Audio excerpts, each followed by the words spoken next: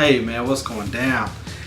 Alright man, I'm here with the week 10 quick picks. And man, with all the stuff going on with the Cowboys, Romo, stuff like that, other personal things like my birthday, Halloween with the kids, stuff like that, man, I didn't even realize until like maybe a day or two ago that I didn't do week 9 quick picks.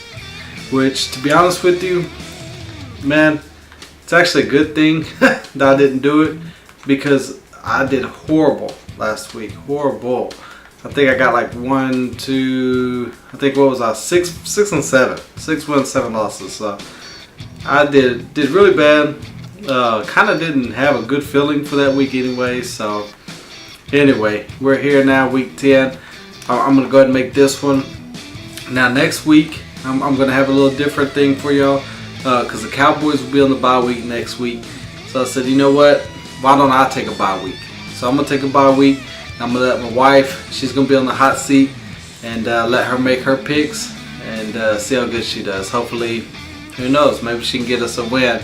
I've won once this year so far, but my overall standings, man, I'm down there at the bottom. So hopefully, man, she can get us a few wins and see what we can do. Anyway, this week, man, we'll get right into it. It's the first game Thursday. It's going to be Cleveland and Cincinnati, and Cleveland is 5-3, but and they've been playing tough ball. But I'm just seeing this one's going to be a close game, but I'm seeing it at Cincinnati, so I'm going to go ahead and give them the win. Next, we got Pittsburgh and Jets, and Roethlisberger's been hot, and I don't expect him to be that hot, anymore, but I do still expect them to beat the Jets. And then, of course, we got the Cowboys at Jacksonville. I'm expecting Romo to play, so I'm definitely going to go ahead and give that to the Cowboys. Then we got Tennessee at Baltimore, and this one definitely Baltimore. Tennessee, I mean, they just, I don't know, not good this year at all. Then we got a team of 4-4s, the 49ers and New Orleans. And I don't know, both teams are kind of iffy, but definitely since they're playing at New Orleans, I'm giving it to them.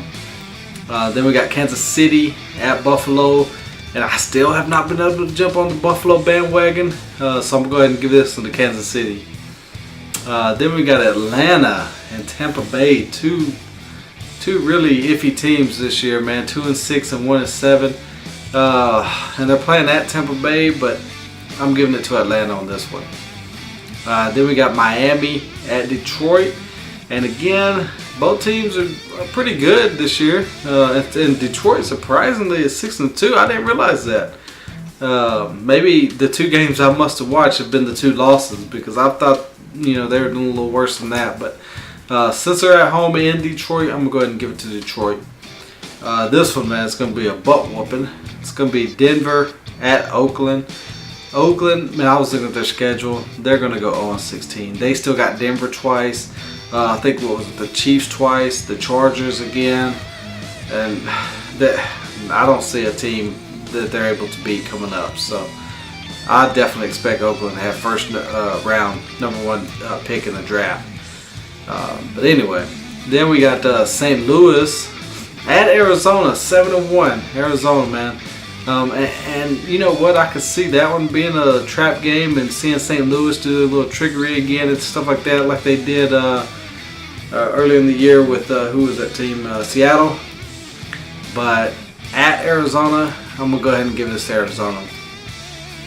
Then we got New York Giants at Seattle, and definitely I see Seattle getting that one there. Then Sunday Night Football, we got Chicago and Green Bay, which I know the records are complete opposite, 3-5 and 5-3, but these 2 teams, man, it's kind of like Cowboys and Redskins. It doesn't matter. They always put on a good show. But it is going to be at Green Bay, so definitely I'm going to give it to Green Bay. Then Monday Night Football, man. This one I'm really going to keep my eye on. It's 3-5-1 Carolina Panthers at the 6-2 Philadelphia Eagles with Mark Sanchez. Now my thing on this one, man, is that Mark Sanchez did come and he led them, to their win last week.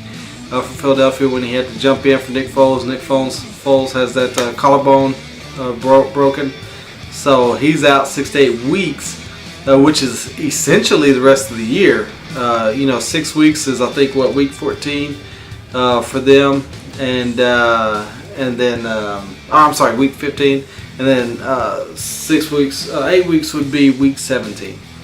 So, man, I don't know, man. I'm thinking it's going to be another issue, just like when Brandon Whedon came in for the Cowboys in the middle of the game and did decent. And then who's that dang backup? Kirk Cousins came in for Redskins, and he did good when he comes in, but when they start the game, it's completely different, and it gives the other team time to kind of like make a game plan for that quarterback. When you're kind of thrown in, especially for example, Kirk Cousins to RG3, different styles. You got Brandon Whedon, Tony Romo, different styles. So Mark Sanchez and Nick Foles, I don't see them being that much different. The only thing is Nick Foles has been with the Eagles, knows this offense like the back of his hand. Mark Sanchez has just been there this year. Hasn't been getting too many reps, obviously, with the first string, so definitely the offense will be a little bit limited with him in there. Can't do too much of the hurry up offense, stuff like that. So definitely, man, I'm going to give it to Carolina on this one. Cam Newton's been under some heat lately, so I expect him to come out on Monday night and deliver. So anyway, man, the total points for that, I hit it right on the button here, 48.5. That's what the odds are of the total score. So we'll stick with that, man, and see how it goes. But again, man, we'll see y'all next week. Continue to like and subscribe. We'll see you. Peace.